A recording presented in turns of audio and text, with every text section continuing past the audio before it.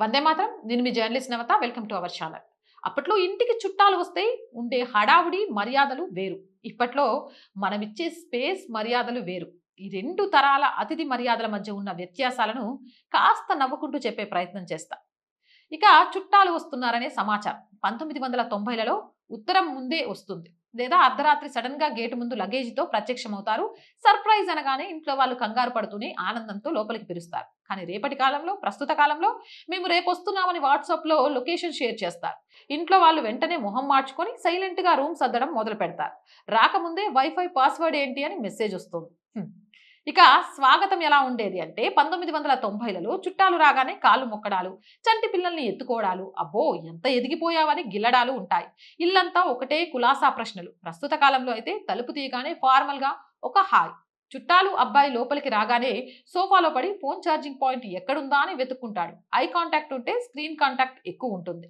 ఇక welcome drinks 1990లలో వీధి చివర గొట్టుకు పరిగెత్తుకుంటూ వెళ్ళి గోల్డ్ స్పాట్ లేదా థమ్స్అప్, అది కూడా గాజు సీసాలు కాబట్టి జాగ్రత్తగా తాగి ఖాళీ సీసాలు వెనక్కి ఇవ్వాలి. లేదా ఇంట్లో నిమ్మకాయ రసం, గ్లూకోజ్ నీళ్లు. కానీ ఇప్పుడు గ్రీన్ టీ తాగుతారా, బ్లాక్ కాఫీ తాగుతారా, ఓట్ మిల్క్ వేసేనా అని అడగాలి.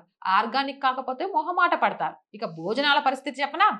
1990లలో నేల మీద చాపలు వేసి అరటి ఆకుల్లో వడ్డనలు. ఒక్కో గరిట వేసుకోండి, నా మాట వినండి, ఇంకొక గరిట అని బలవంతంగా ప్లేట్లు నింపేసేవారు.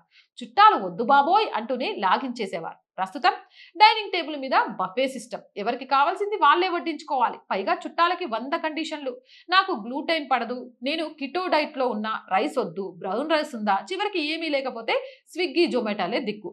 ఇక రాత్రి నిద్రల విషయానికి వస్తే 1990లలో హాల్లోనే లైన్ గా పరుపులు దుప్పట్లు పరిచేసి అందరూ ఒక చోట పడుకునేవారు. అర్ధరాత్రి దాకా కబుర్లు, నవ్వులు, మధ్యలో ఎవరిదో ఒకరి గురకలు. ప్రస్తుత కాలంలో మాకు ప్రైవసీ కావాలి, ఏసీ కరెక్ట్ గా 22 డిగ్రీల్లో ఉండాలి, అటాచ్డ్ బాత్రూమ్ ఉండాలి, రాత్రిపూట ఎవరి బెడ్రూమ్లలో వాళ్ళు తలుపులు పెట్టుకొని ఫోన్ బ్రైట్నెస్ తగ్గించుకొని రీల్స్ చూస్తూ ఉంటారు. ఇక చుట్టాలు వెళ్ళిపోయేటప్పుడు వీడ్కోలు 1990లలో బస్టాండ్ లేదా రైల్వే స్టేషన్ దాకా వెళ్ళి ట్రైన్ కదిలే వరకు చేతులు ఊపి కన్నీళ్లు పెట్టుకునేవారు. వెళ్ళేటప్పుడు పిల్లల చేతిలో ఒక 10 రూపాయల నోటు పెడితే అది ప్రపంచాన్ని గెలిచినంతగా ఆనందపడేవారు. కానీ ప్రస్తుతం గేట్ దాకా వచ్చి ఓబర్ ఓలా క్యాబ్ ఎక్కించేసి బాయ్ చెప్తారు. క్యాబ్ ఎక్కగానే రైట్ సేఫ్ అని వాట్సాప్ లో ట్రాకింగ్ లింక్ పంపుతారు. పిల్లలకి గూగుల్లో శకునం అంటే డబ్బులు ట్రాన్స్ఫర్ అవుతాయి.